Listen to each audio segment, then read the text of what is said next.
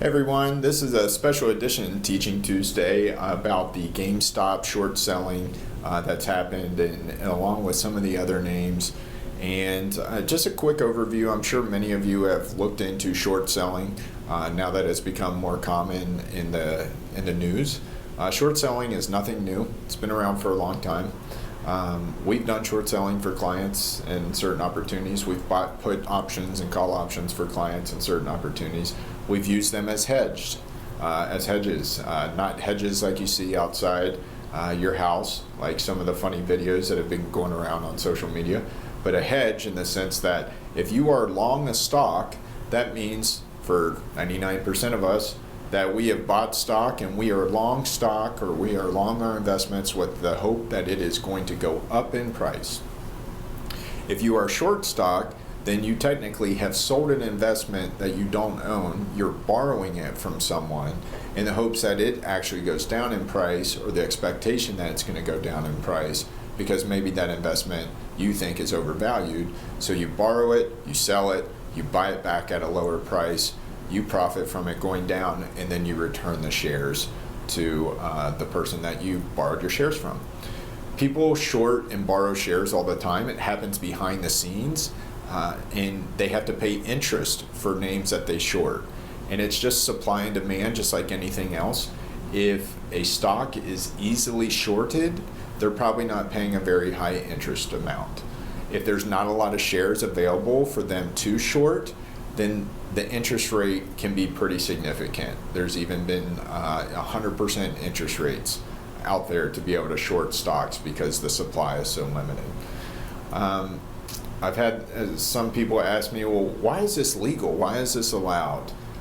It's completely different. People have tried to compare it to owning a car or owning a house. It's completely different, right? It's completely different than the private market. We can't go short a private company, right? It has to be publicly traded shares.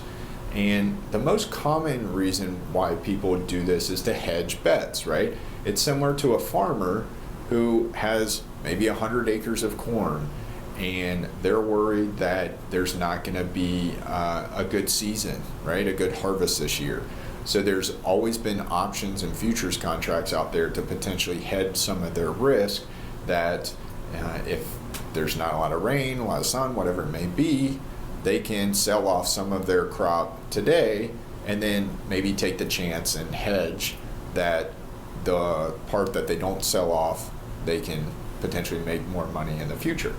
Or maybe they'll make less money if the harvest isn't as great. So this is nothing new, all right? Again, I said this in my monthly market video. It's pretty scary to me to hear how many people are gamifying the market. And it's not scary in the sense that I'm worried that the market is going to melt down by any means. It's scary for me for the people that are doing this that have no idea what they're doing. They have no clue who they're messing with. Hedge funds do this professionally. And to be honest, I think the hedge fund sharks are going to start circling. There is new bait, there is new chum in the water, and they are going to tear these retail investors apart. It might not happen right away, but sooner or later they're going to. And you might be able to make a little bit of money in the meantime until they figure this out. But like I've said to other clients, you can make a lot of money doing a lot of things that I wouldn't recommend. You know, you can go to the casino and try and gamble your way to success. You can sell illegal drugs and firearms. I don't recommend either of those, right? So maybe don't take the chance that many people are trying and speculating and getting into an area of the market that they don't understand. We've seen this movie before. It doesn't end well. 2000 was a perfect example of that. There's been other bubbles in the past where people are buying investments that they don't understand what they are. They have no idea. They're just trying to make a quick buck. So that's my gripe, if you will, on the GameStop and the recent action. I'd love to talk more about short selling with anybody that has questions. Please feel free to give us a call or an email, and we can guide you through it. Thanks, and we'll see you next time.